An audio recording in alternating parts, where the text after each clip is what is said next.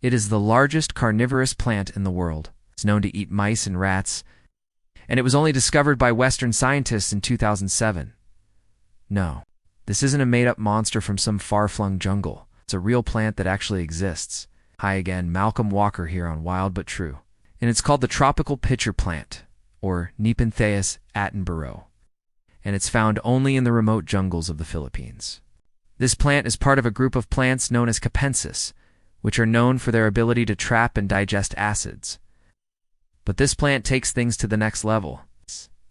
Not only does it trap insects like other plants in its group, but it's even known to trap small rodents like rats.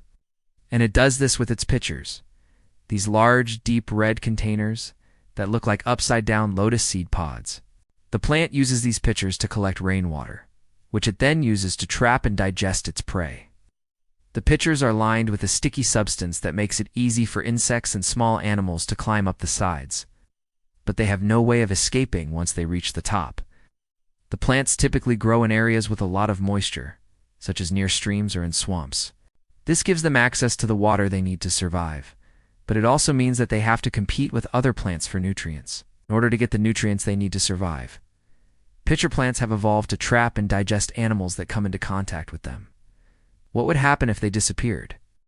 Well, pitcher plants play an important role in the ecosystem. They help to control populations of insects and small animals, and they also provide a food source for larger animals who eat the insects that are trapped in their pitchers. If pitcher plants were to disappear, it would have a negative impact on the ecosystem as a whole. There are many different types of pitcher plants, and they come in a variety of shapes, sizes, and colors. Some pitcher plants are very small, while others can grow to be over a meter tall. Some are red, while others are green or even blue.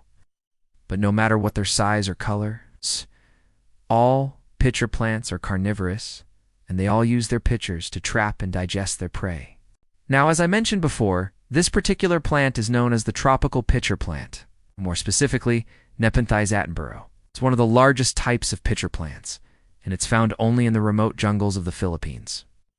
It was only discovered by Western scientists in 2007, although the locals had known about it for many years. It gets its name from the famous naturalist Sir David Attenborough, who has narrated many nature documentaries. These plants are very rare, and there are only a few hundred of them left in the wild. They are threatened by habitat loss due to deforestation, as well as by illegal hunting and poaching. The good news is that there are conservation efforts underway to protect this unique plant from extinction. So hopefully we'll be able to enjoy the tropical pitcher plant for many years to come. You may think that this plant sounds scary, and I don't blame you. After all, it does eat rats. But pitcher plants are actually very beneficial for the environment.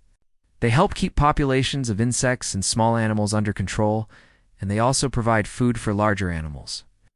So next time you see a pitcher plant, remember that it's not just a scary monster, but an important part of our ecosystem. Let me know in the comments below. And before you go, make sure to get your free sample of wisdom by clicking the link in the description. I'll see you next time.